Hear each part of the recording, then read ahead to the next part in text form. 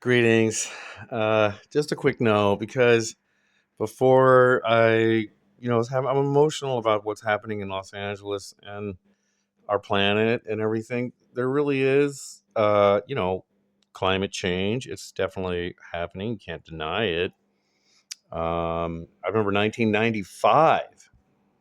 There was a heat wave in Paris, or in France, right? I mean, people died.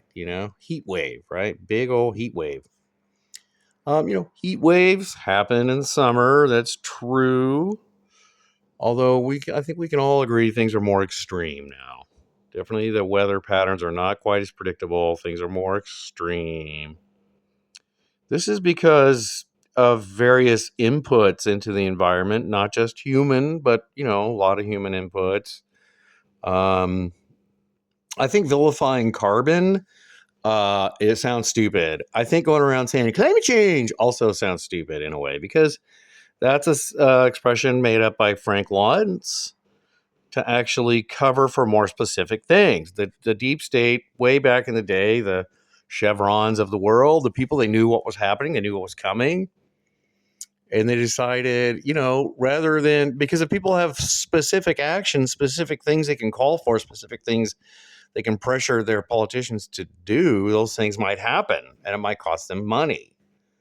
But if we can just kind of keep them talking vague, about some date in the future and what else all is related to this and caused by it, and oh my God, it's all Christ, it's all climate change, you know. So what are they going to do? It's going to end up costing poor working class people whatever they do,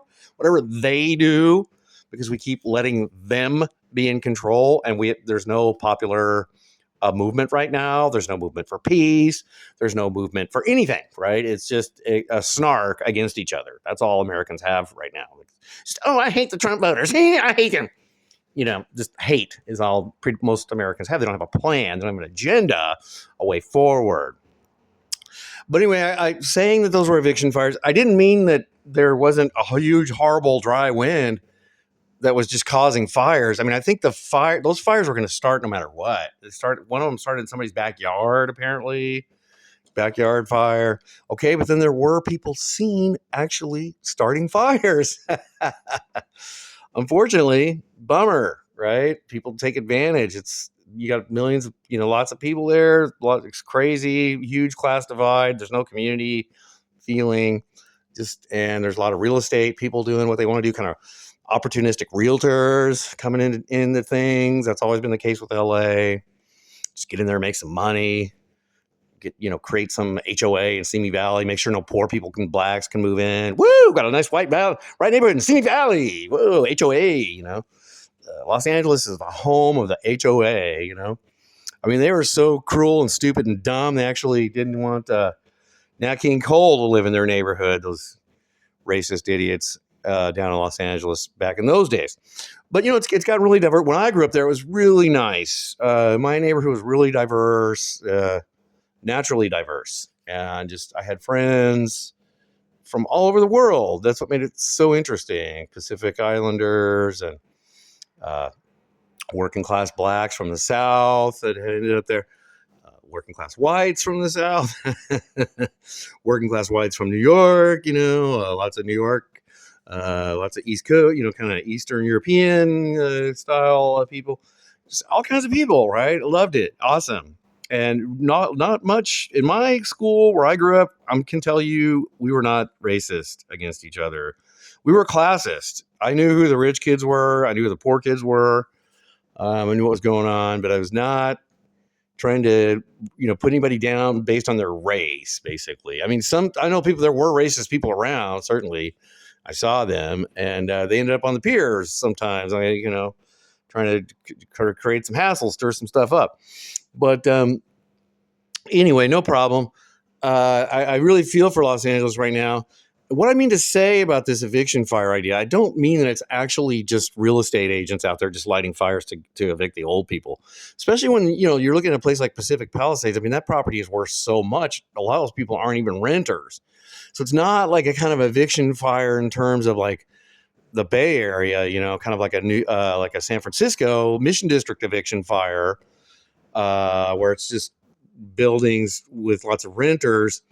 This is nicer property, so it's kind of hard to make that claim or to see how that works, But actually, I think it's kind of an insurance thing. I think what's going to happen after this problem is that people with less money, less resources, they're not going to, no one's going to be able to get insurance in the Los Angeles area. Homeowners insurance. So you're a new young couple, got some tech money coming in, you're doing good. Woo, honey, let's buy a home here. Yeah, good luck. So in a way, it is a gentrification thing, not maybe on purpose, but that's what always happens. That's always the result of these kinds of things, the aftermath. They don't end up bringing back the resources or trying to take care of the community that was actually there. A lot of times they're really happy to see that community go. And it's kind of a Naomi Klein kind of crisis capitalism kind of thing where we're actually really using the crisis to get rid of the people, that they wanted to get rid of all the time, clean things up, get ready for new Olympics coming to town or higher end real estate. Wealthy people there for a long time have kind of had this attitude, just like, oh my God, there's all these plebes on my beach. When I go down to my beach, it's my beach. I go down to the beach, Laguna Beach, and look, there's plebes. They've gone down my beach. The sign I put up that said private beach, that didn't seem to work for my publicly funded beach here. All the state beaches we closed, there's still plebes think they can come down and get on our beaches. People still trying to park around here. Parking, oh my God. All these plebes, all these other people, these other humans, right? And so like the kind of wealthy, elite, smuggerant, jerk face people of Southern California, a lot of them are on this mode of get rid of people kind of thing. It's that's been the thing. And even as a kid, when I was a youth growing up there, I was like, take I-5 E, take 55 East, get out of here, locals only, But anyway, that's going to turn into a real insurance industry thing, right? Not just HOAs acting like jerks to, people of color in Simi Valley. It's not going to be that. It's going to be like, just you can't get insurance for your new home unless you have a shit ton of money to kind of underwrite it yourself. That's basically what it's going to be. That's what I'm thinking. I think it's going to be like a, crisis of uninsurable housing, or the insurance is so expensive that now everything is really expensive. So then it's only super elites, only super rich people can afford to live there. Right.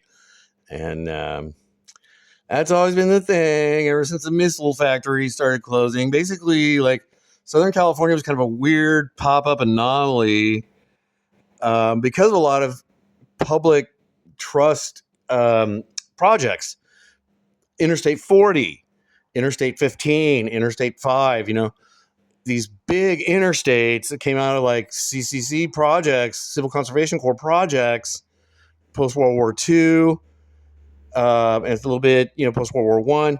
They needed missile. They were, it's kind of been like a defense contractor economy, not just San Diego, also, Orange County, we're talking McDonnell Douglas, Fluor Corporation, huge Boeing has facilities. Everybody had facilities down there.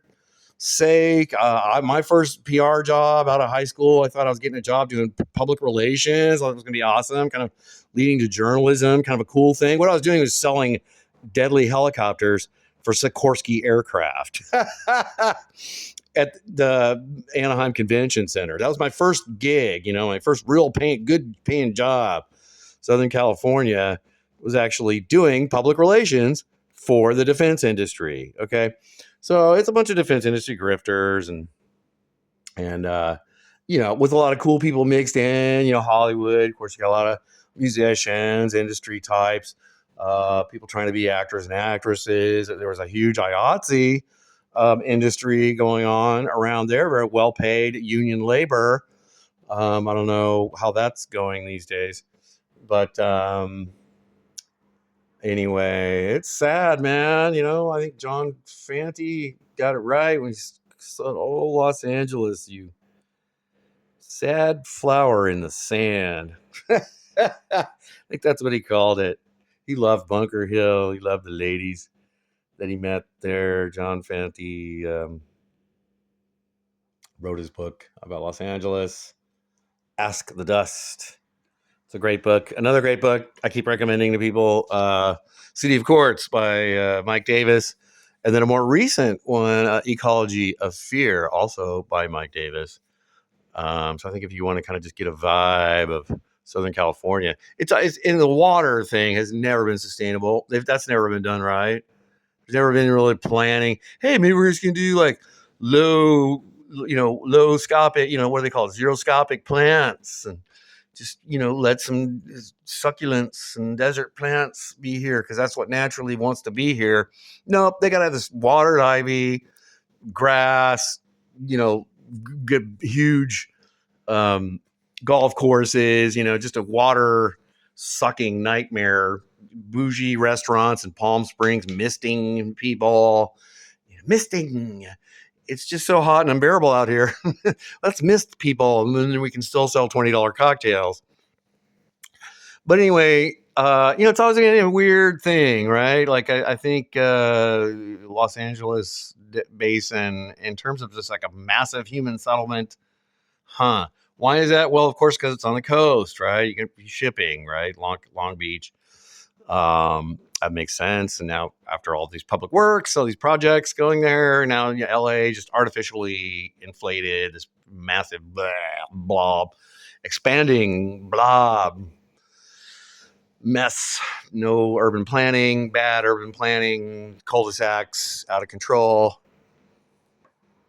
Yeah. So, but it's sad when you see, public institutions fail so hard, plan so poorly, and when something that's so predictable happens, right? I mean, we've all known this, that, starting San Diego on up to Barstow, it's all going to go up in flames. I mean, it's done. It's, it's going to burn.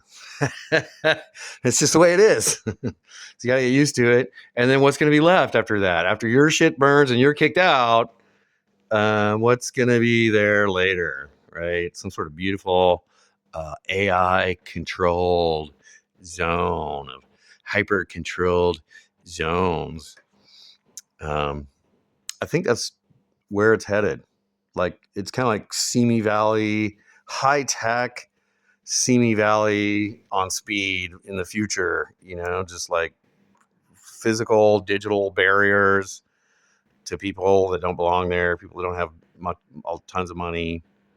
I think your car, like you'll be getting your Tesla, you'll be like, hey, take me to Corona Del Mar, and it'll be like, sorry, Jeff, the 73 freeway will not admit people of your income level. You know what I mean?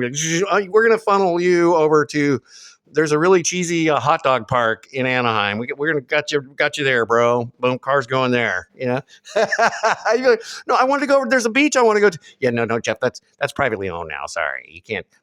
No, look at the Canyon Road. Get me down to Canyon Road. Can I go down there? No. Sorry, Jeff. The Tesla you're driving in right now will be taking you to a hot dog factory in Anaheim, and you can enjoy a tour of the hot dog factory and eat some hot dogs. And yeah, just there in Anaheim. How's that? Is that good for you?